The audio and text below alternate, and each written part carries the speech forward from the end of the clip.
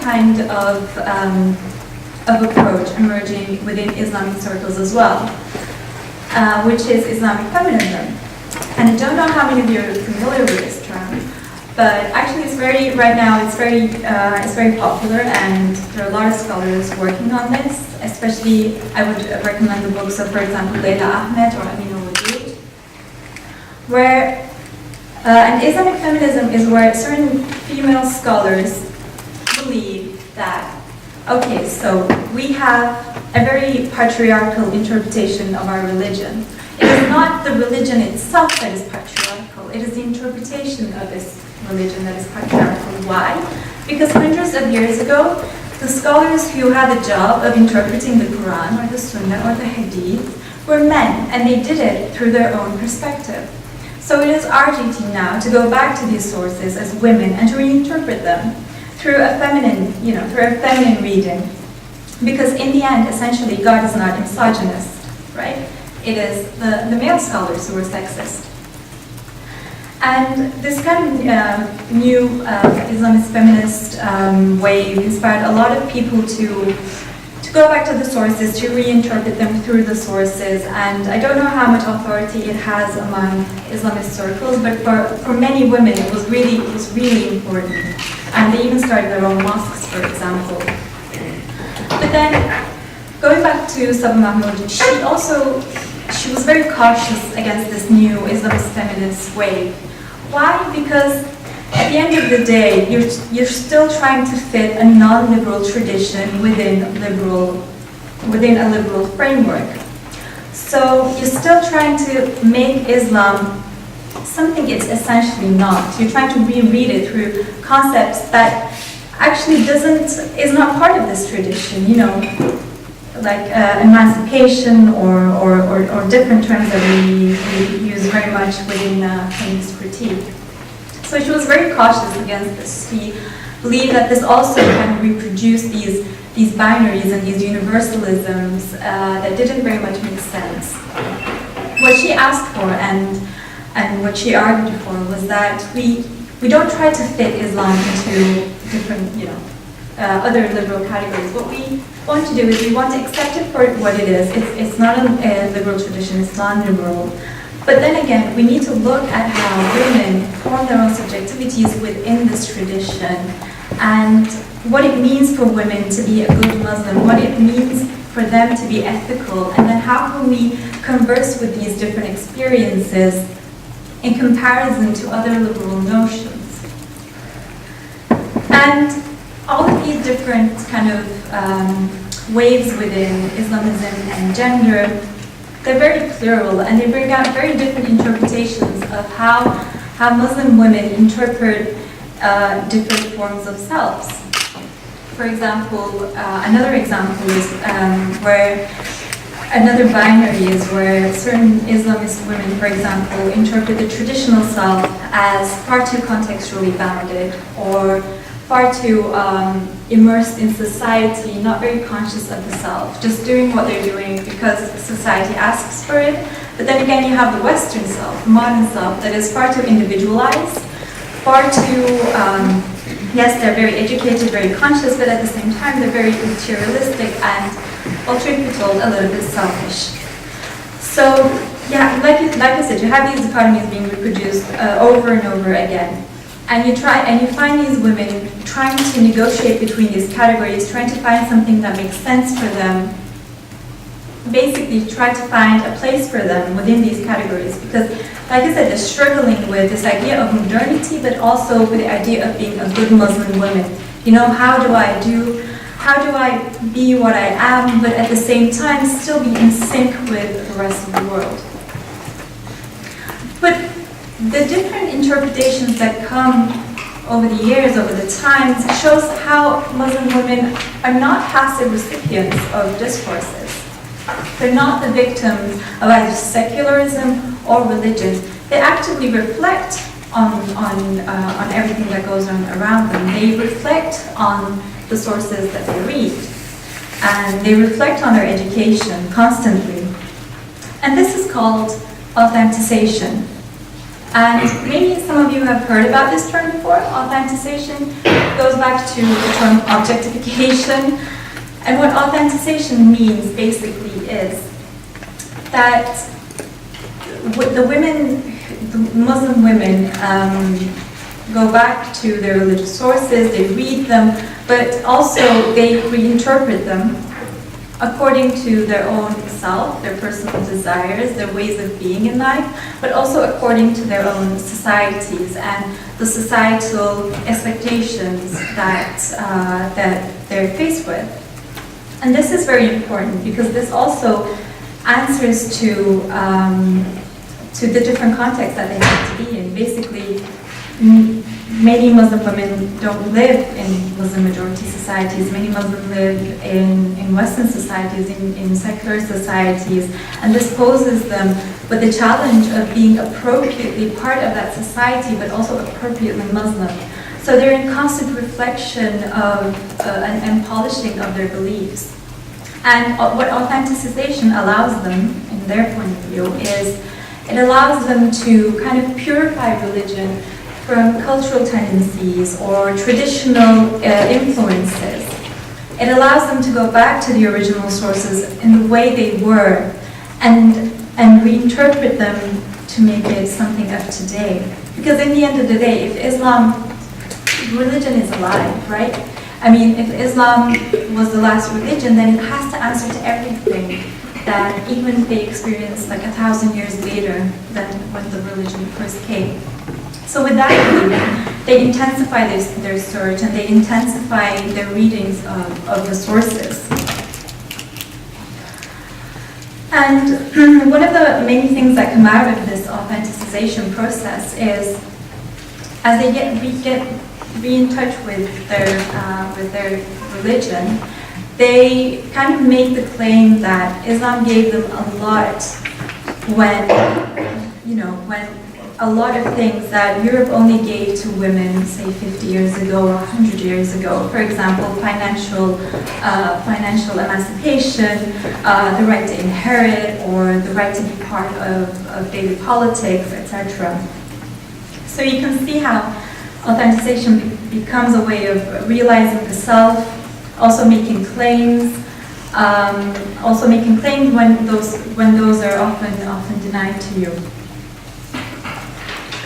And as authenticization goes on, and it becomes like this, it becomes very prominent among the Islamist circles. You also find a lot of plurality among the interpretations. So you can't just say that, okay, yeah, people read the text, they interpret them, and this, they all come to the same conclusion, or you find one way of living Islam that is appropriate. That's really not the point. We find a lot of women forming their own circles, not necessarily mosque circles, but forming their own circles where they come together, they read text, they talk about it, they get educated about it. And there's a certain richness to this, in the sense that there are very different ways of looking at religious ways of being. It doesn't mean that Islam has lost all its authority. Because, if you want to become an authority within a religion, there is a certain educational trajectory that you have to go through. In Islam, of course, it's the same. In Islam, there's a certain educational trajectory you have to go through for you to be considered a legit imam. And it doesn't mean that because these women are taking on this reinterpreting or discussing religion in their own hands, that they're completely separated from the authorities of their religion. They still do. They still follow mosques. They still follow certain imams, certain scholars. But then they reflect on them and they make it their own and they make it livable, something livable in their own ways. And that's a richness of authenticization, and that's kind of plurality that you can find within Islamist women's circles today, in connection to agency. So this was kind of a general introduction of Islamism and of gender, and now I want to move on to my own research. And I did my research among Muslim women who volunteer here in Belgium, and they wouldn't define themselves as Islamism because for them, Islamism is very political and very, very organized and something they don't feel a part of. But they are pious women, and they do have their own religious spiritual circles, and for them, being a good Muslim or ethical self-fashioning in the way that we use it is one of the most important things in life. And for them, volunteering is kind of the only way of being a good Muslim in today's society, in a Western society, in a secular society. For them, as they volunteer, they feel not only do they become a better Muslim woman, but also a better citizen. And one of the reasons that I first started this research was because I found that very interesting, that they kind of negotiated between this idea of being a good Muslim and being a good Belgian, if Belgian is really a thing, but yeah. So they bring their religious sensibilities together with ideas of active participation or doing good for the other, some very modern concepts. So, like I said, for my interlocutors, volunteering is the reason for life. They do it because they do it for God, basically. They want to give to society, and as they give to society, they believe they give to God. And it is not, for them, volunteering isn't something they do over the summer, something they do when they have free time. It's something that is in the center of life, and then everything around it is just family, friends, work, everything is secondary. That is the most important thing. I want this to be clearly understood, because when I say volunteering, I know a lot of you imagine, just something that you do when you have the time, when you want to feel like you want another different experience or something. No, it's something very central for them. And I want to reflect a bit on my ethnography before I start on theorizing my findings, just so you have an idea of what I worked with. And I want to start with the example of two women, a mother and a daughter, who I met and who have been volunteering for over 10 years. They live in Antwerp. And how they got introduced to these volunteering circles was through a relative, because the woman, the mother, was widowed when her daughter was very young, about 2, I think. And it was a very emotionally and even, I think, financially difficult period for them. So they had this relative who was a very wealthy businessman who took care of them. He was a friend to them. Not only did he help them, but he provided companionship.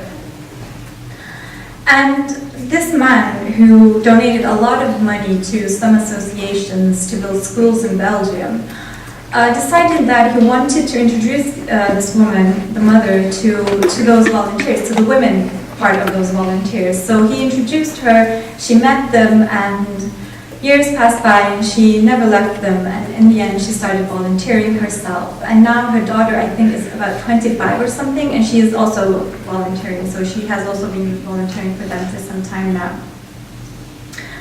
So when I heard the story, I thought about the concept of caring for someone.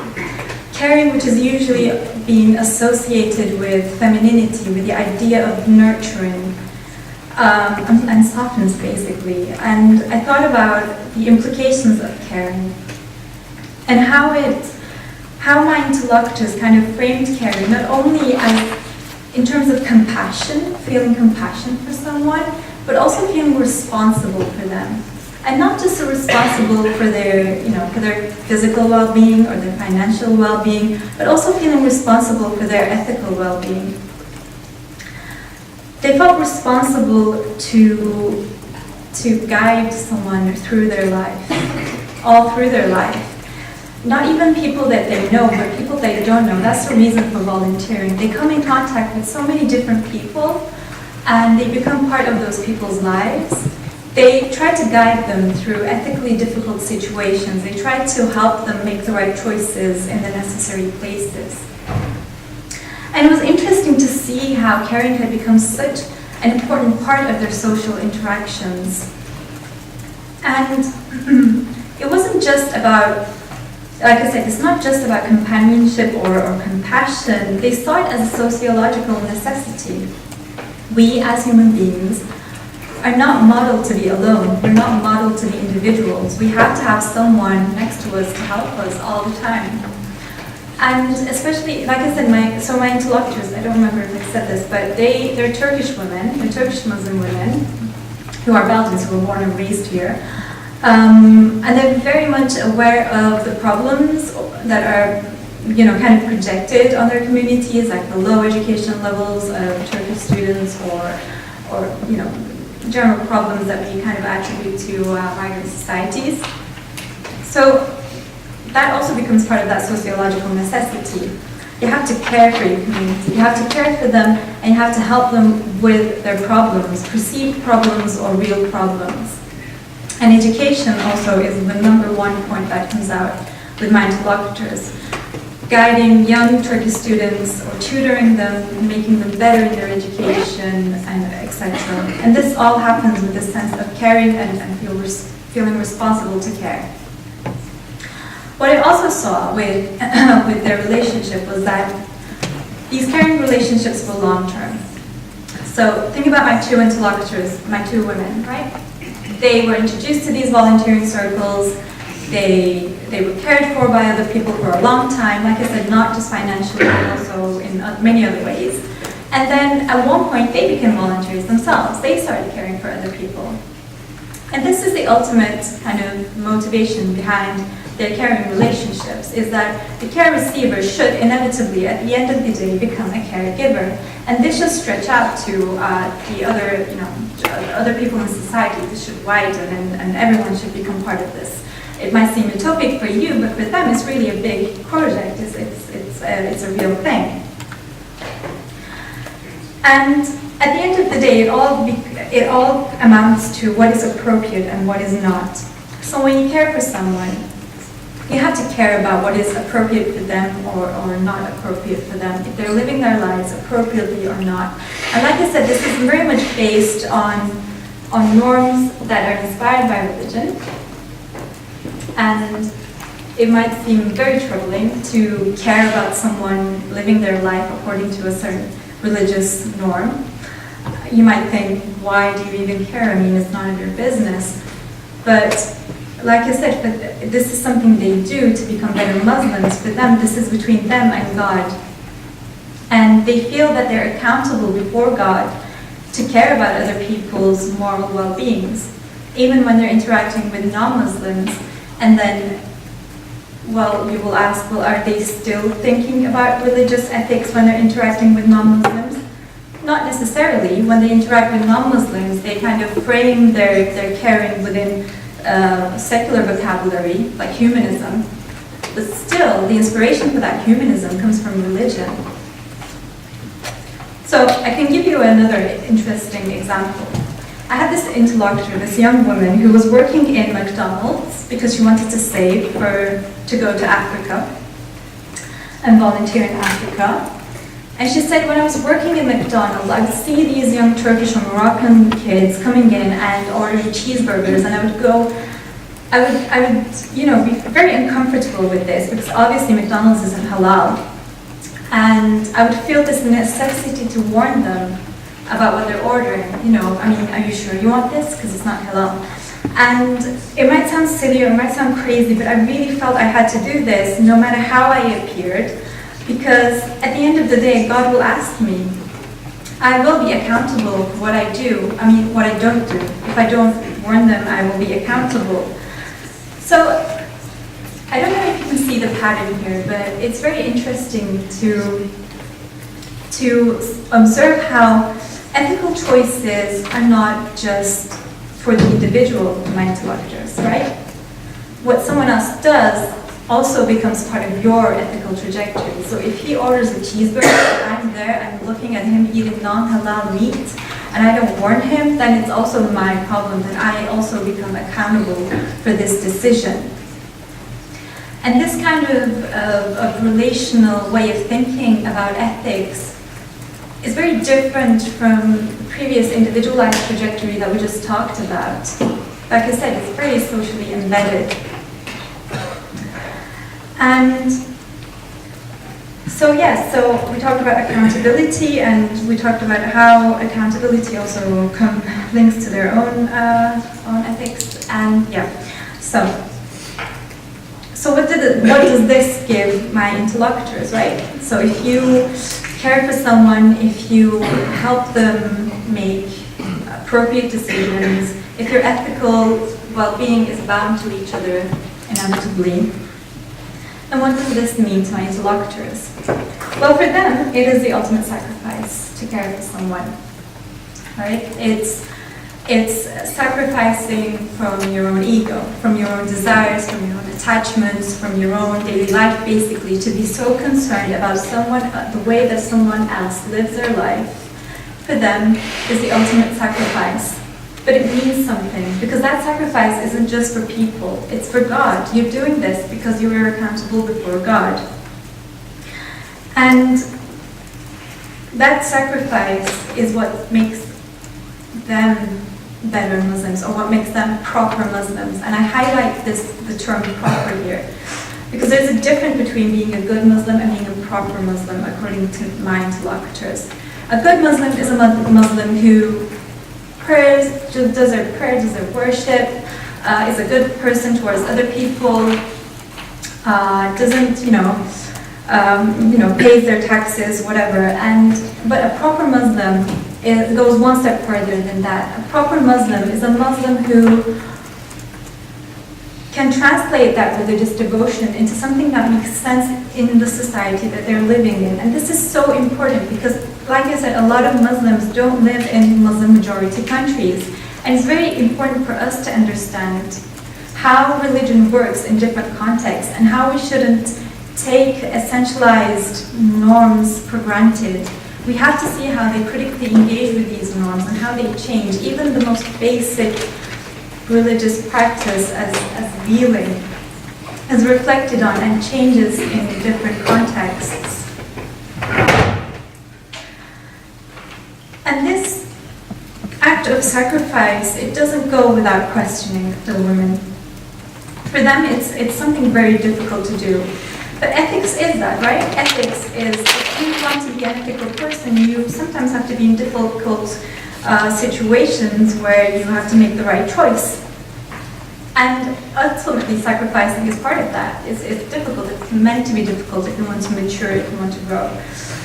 So I have another ethnographic example for this. Like I was in another mother-daughter situation. I have a lot of those where so the mother is a very devout volunteer. She's been volunteering for 20 so years, and we're talking with her. And then I turned to her daughter, who was also like something in her 30s. I turned to her and I say, "You must also know this. Like you must also experience this. I assume that she's also a volunteer." And she said, "Oh, no, I left that a long time ago because I just couldn't do it anymore. I mean, it was so tiring, it was so hard. That kind of sacrifice isn't fair anymore for me." And I find that really interesting that she would frame that kind of personal sacrifice as not fair. I mean, it might seem for you obvious, being included in other people's lives all the time, caring about them. Yeah, sometimes it's not fair herself. And then her mother kind of stepped in and she said, "Yeah, I mean, it's because you're not spiritually mature enough that you couldn't do it. It's not because it's not fair, it's not meant to be fair, it's your duty, it's your responsibility. It's because you weren't spiritually mature enough to commit yourself to that duty of caring for other people or, devoting your time, your energy, your intellect towards that." So while the daughter herself kind of finds the problem within the job, the mother finds the problem in her daughter's own self, in her unwillingness to devote to an ethical lifestyle. And this girl, she was a practicing Muslim, I think. She was healed, she did her worship and everything, but it was just she couldn't go a step further to commit to volunteering anymore. So, like I said, the difference between good Muslim and proper Muslim. And yeah, and it might be troubling, like, think a mother would judge her daughter that harshly, but like I said, it's always what you prioritize, and volunteering is a priority for that woman because it's attached so much so to God.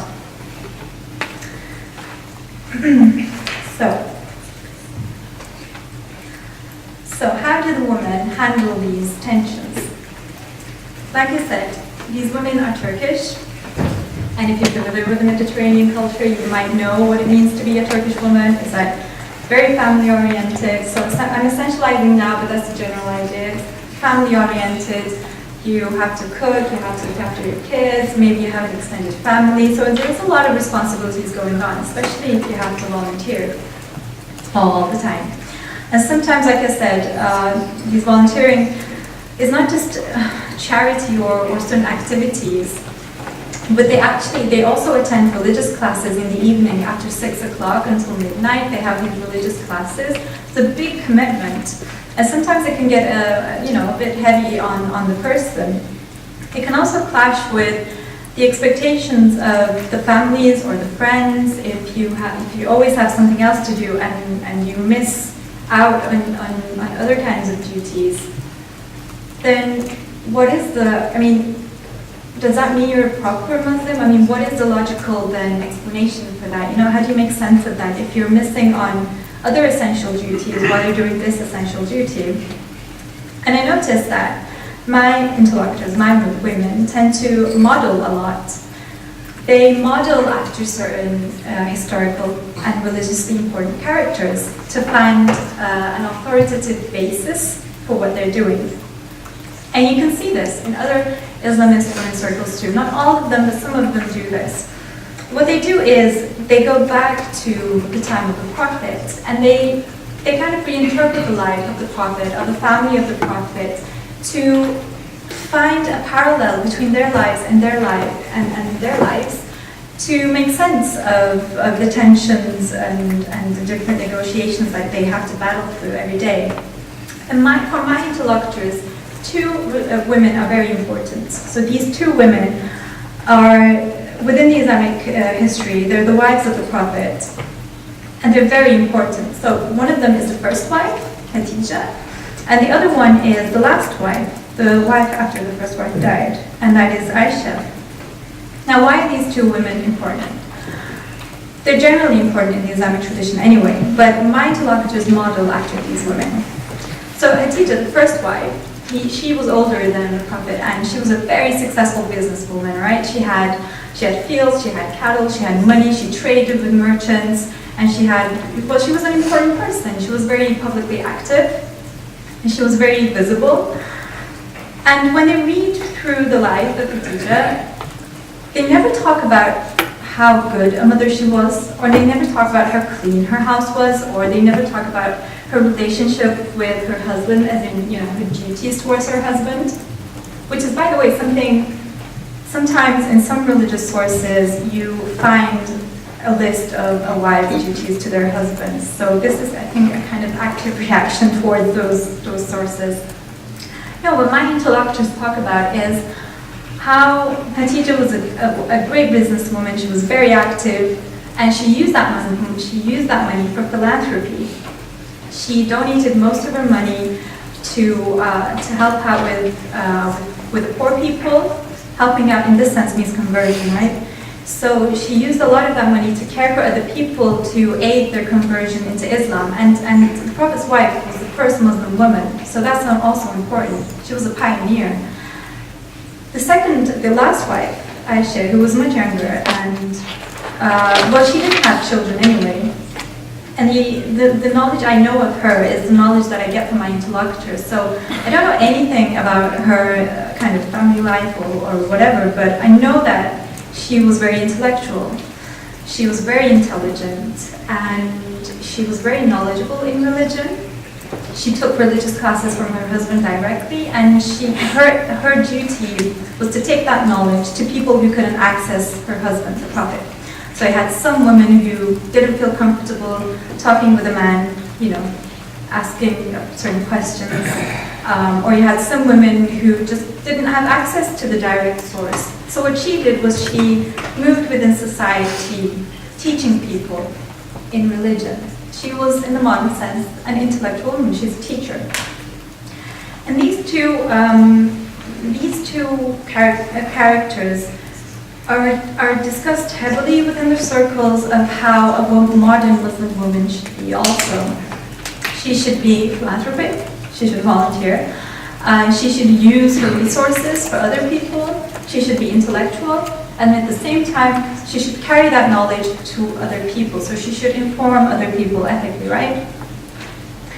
And like I said, it's very interesting to see how these characters are modeled after, and also you can find that among other Islamist circles as well. You see people, women modeling after the Prophet's wives, Prophet's daughters, but not historically per se, but through a lens that they can understand them in the modern context.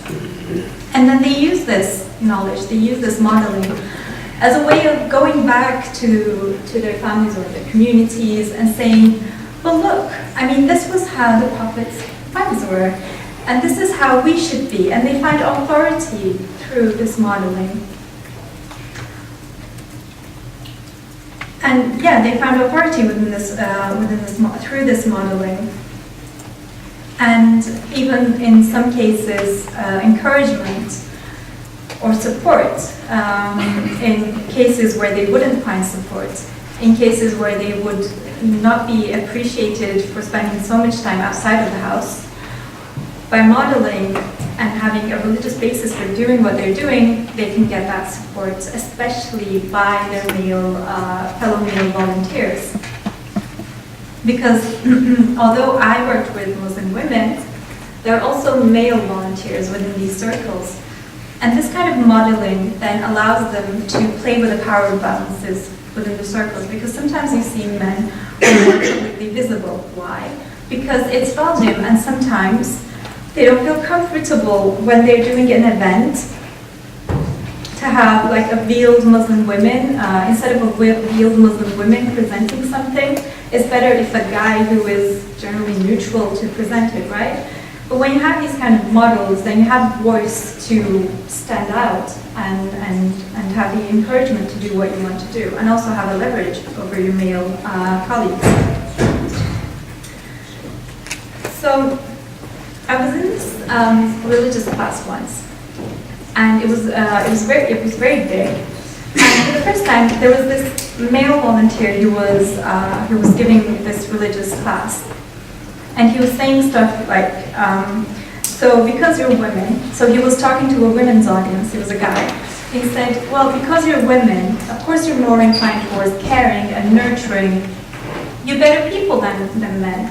And so you can do things that we can't do. You can access more people, you can be more efficient in your volunteering. And I thought, wow, look at that dude. I mean, that's so essentializing, you know, taking these biological characters all over again, giving care, women are soft, women are nurturing, and then using them to motivate these women. I wondered if any of them actually, I mean, yeah, a lot of them took that seriously, but then a lot of them would be very critical towards that as well. But then he said, you know, this is very important. The fact that you are caring beings are very important for our dawah. And I don't know if you're familiar with that verb, but dawah means basically the Islamic mission. So, or the Islamic mission to carry out conversion, but he wasn't using it in that sense because it was an all-Muslim scenery. So he said, yeah, this is very important for our dawah. So it was interesting to observe how, again, these public and private assumptions shift within different traditions. So you have the dawah, which is very public, right? It's very social. You have the aim of carrying out Islamic morals to other people. But then you have this category of caring, this characteristic of caring. You're a caring woman, so you can do this better. And caring, when you look at the West, I mean, the post-Enlightenment tradition, caring has been categorized as the opposite of rationalism, the opposite of the public, something that happens in the private, and of course something that women do because they're biologically inclined to caring. So with this assumption of caring can bring out a better dawah, This guy totally blew that distinction. Something so very private, something so very essentialized, can also be something very public. It can become a method of engaging with the public. It can become something in the way in which you can interact with the social, even the political, and make a difference, make a societal difference.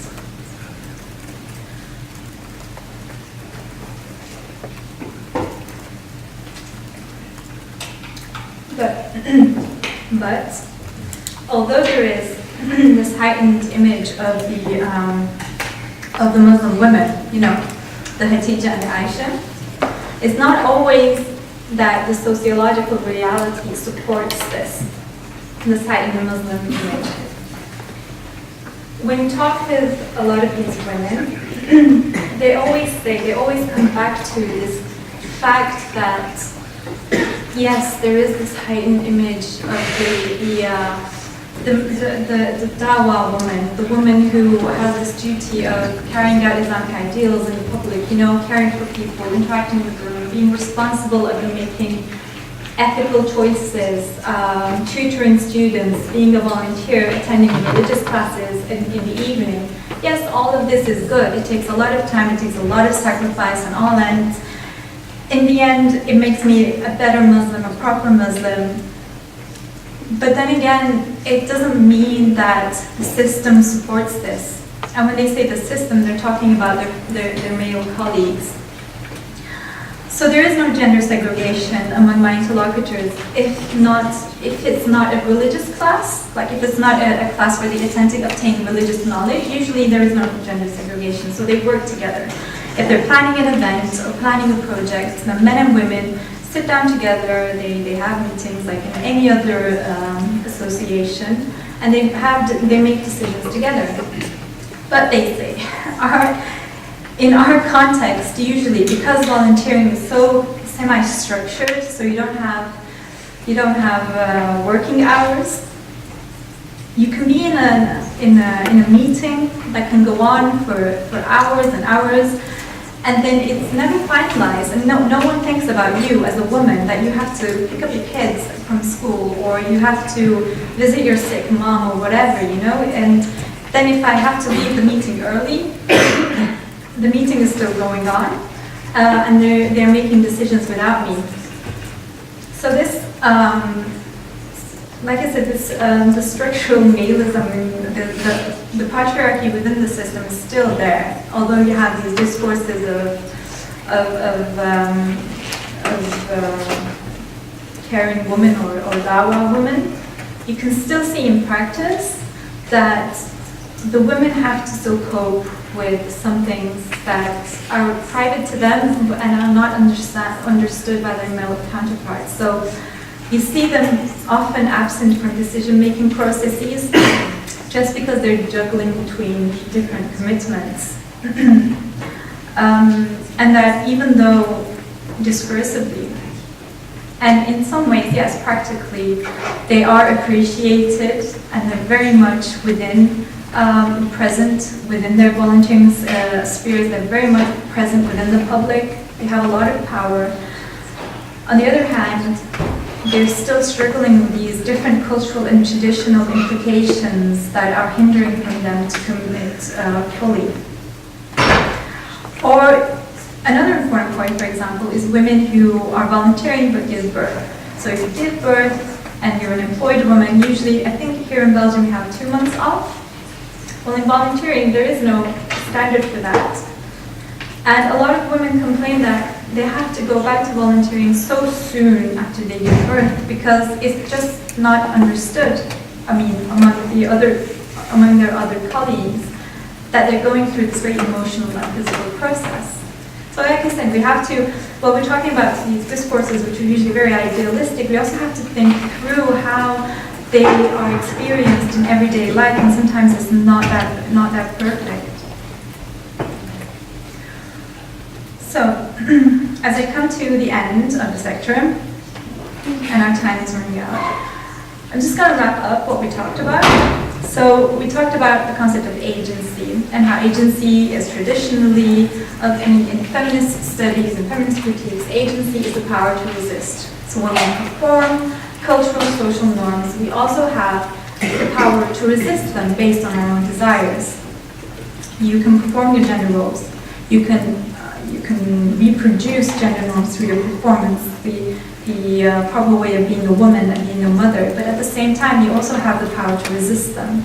And then we have other anthropologists who work in different settings, like Mahmoud, who say, yeah, but that's not it. I mean, yes, agency can be resistance, but agency at the same time can be the power to inhibit those norms, or the desire to make those norms perfectly available on our body, to embody them perfectly, sorry.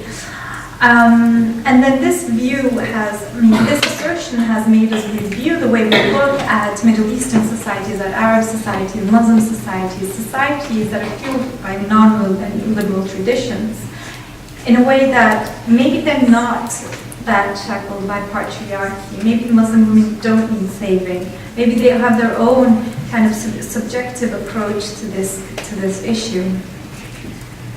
And then we looked at the different ways in which women within Islamist movements or Islamist spheres make sense of their subjectivity in relation to ethics, in relation to being a good Muslim, being a good person. And I tried to convey how plural this is, right? There are many different interpretations, not only of religion, of what it means to be a good Muslim, but also of individualism, of liberalism, of being a modern person. And this isn't just, like I said, restricted to non-Muslim societies. We find these tensions very much in Muslim societies. We still find them in places like Tunisia, Turkey, where the religious-secular divide is a very big tension for women who embody these symbols. So taking off from the idea of pluralism, I talked a little bit about my own experience, my own ethnographic experience with the Muslim women who volunteered, and well, basically for them, how volunteering is an ethical devotion, but at the same time it tells a lot about how they frame certain characteristics that are essentialized in different ways. Like caring is not just something they do because they're women, it's something they do because it's a big responsibility, it inspires accountability, and at the same time, it inspires accountability and is part of their mission. So it's as much as their duty as it is a man's duty. And this thing that has been carried, that has been so related to the private, is a way for them to enter the public. Basically, they are part of the public because of this duty to care.